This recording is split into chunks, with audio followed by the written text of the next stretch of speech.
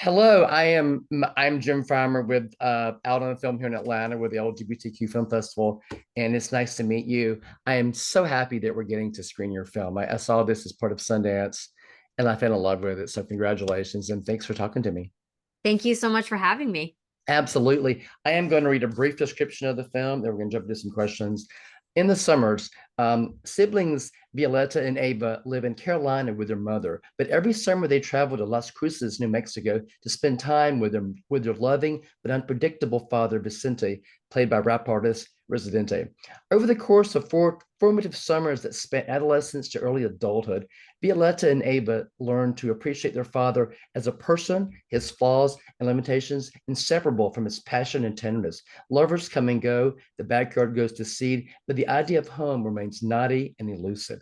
I adore this film. We're showing it out on film on Saturday, September the 28th at 12 p.m. at the landmark Midtown Art Cinema. Alessandra, thank you so much for talking to us.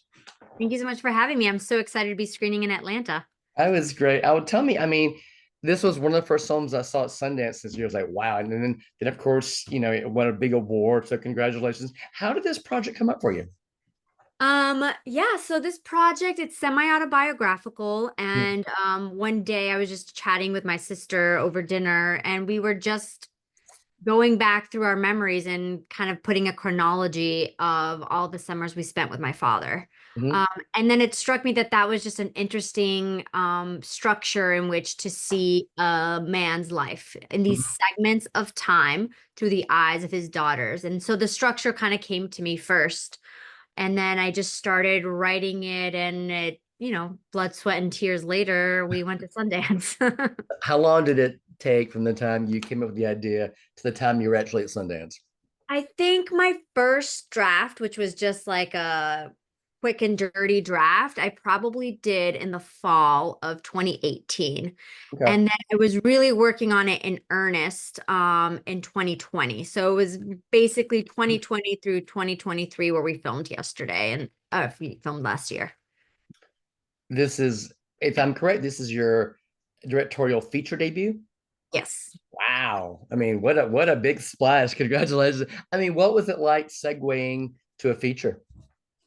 I mean, so I didn't go to film school. I'm not trained in any way. This was also Yeah. the first feature script I ever wrote, so it was just trial by fire. And I think one of the assets is when you don't have experience, you don't know what you're not supposed to do in some ways. So I think I was just like, oh, I'll just make this film. It'll be fine. And then it was really hard. It took a lot of people, a lot of talent, a lot of really thoughtful thinking about how to get this film financed, how to get this Yeah. film in front of the right people, how to get the right cast. But it was all a learning experience. This is such a character driven film. Can you first of all talk about the relationship between Violetta and Ava, um, and how their relationship sort of zigzags and changes over the course of years? Yeah, for me, that relationship between the two siblings is probably one of the most important parts of the film. Yeah. I have a younger sister. I have two younger sisters, one that I grew up with, who's 2 years my junior. And I think one of the beautiful things about siblings is that they are the witnesses to our lives with our parents. There's no one else who gets to see what we experience. And I think there's something powerful in that, in just being present and being that witness.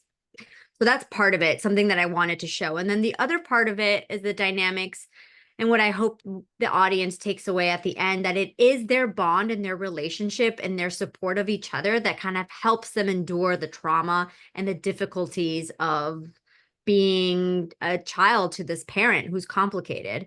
And I think it's that their love that's going to help them heal. I imagine casting was very tricky because you had three sets of actresses playing the sisters, but can you talk about how you maneuvered that?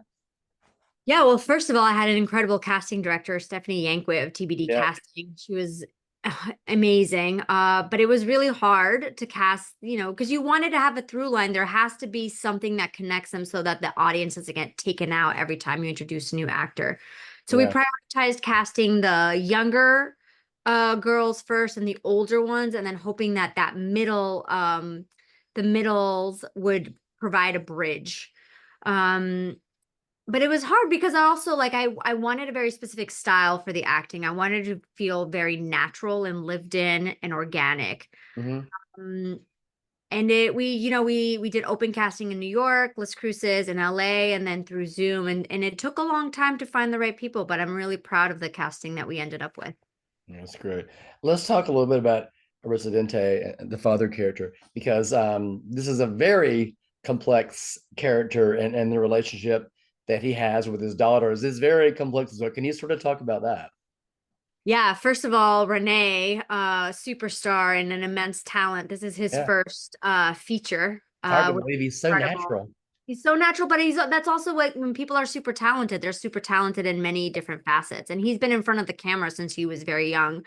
Yeah. So it wasn't about getting him comfortable in front of the camera. So it was an honor to work with him. But in terms of Vicente, I have a very complicated father, and he was very beautiful in a lot of ways and made me who I am and taught me my love of science and ethics and all that stuff, but also had mental health issues and that he covered up with drug use, and that made him be volatile. Mhm. Um, I think someone who suffers from bipolar disorder just sometimes is it just can't show up in the ways they want to show up. It becomes really complicated.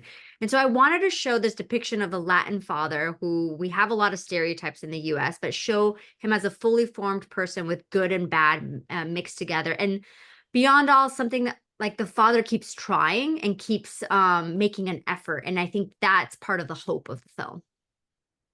Um, what the film does, well, one of the things the film does really, really well is show, you know, the relationship between his daughters, how it comes and goes. I mean, it's volatile, it's back and forth. I mean, at the end of the day, their blood, their family. But I mean, can you sort? You sort of mentioned this before. Can you sort of talk about the fact that there is such volatility, and he does have a lot of issues, but at the end of the day, he is their father, and there's a bond that will ever forever be there. Can you sort of talk about that?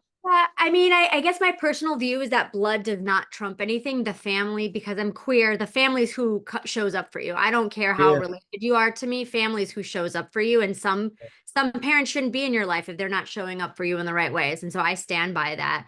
But for Vicente, he keeps trying. He's Yeah. failing, but he keeps trying, and there's still an effort of wanting to connect and wanting to see his his kids in a real and true fashion, and it's not always clean, it's not always perfect, but he is trying, especially in that last summer. He's Yeah. healed a little bit himself. He feels like he has this new beginning with a new daughter, and he just really wants to connect and get back to the past. But the question hanging in the room is like, can you do that after everything that's happened?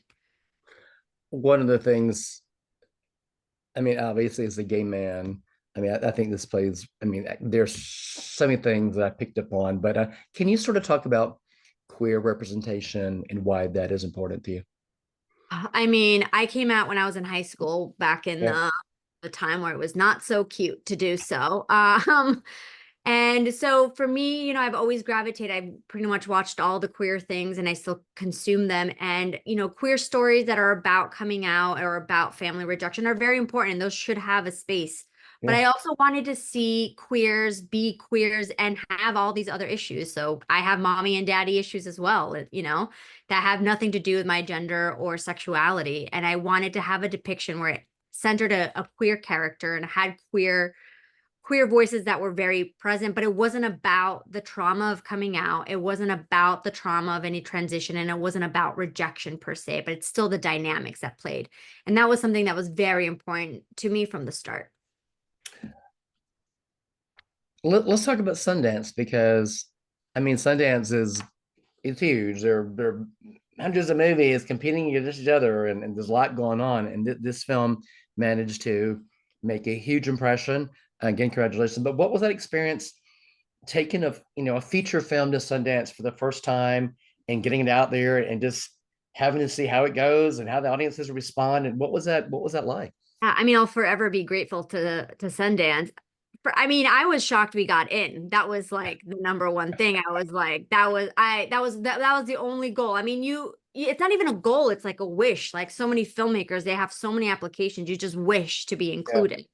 And and then to be in competition, and then to have a really, incredible premiere, and then to win. Like, it just, everything kept exceeding my expectations, because I just was like, oh my goodness, we're in Sundance. That's incredible. Yeah. And it's just it was a beautiful reception. It was so nice to connect and to be there and get to experience it. It was just unlike anything I had experienced in my career up to that point. Yeah, that's great. Congratulations, and so well deserved. So what's next for you?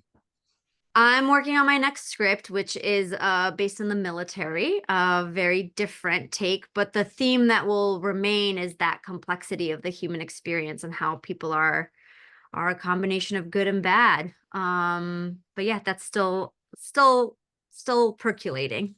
Gotcha. Okay, great. All right. In the Summers plays it out on film Saturday, September the 28th at noon at Landmark Smithtown Art Cinema. I am so happy that this film is out on film. It's one of my favorites of the year. Congratulations. Thank you so much, Alessandra, for talking to us today. And congratulations on the year you've had. Thank you so much for having me, Jim. Nice to talk to you. Thanks so much. Thank you so much. I really appreciate your time today. Thank you.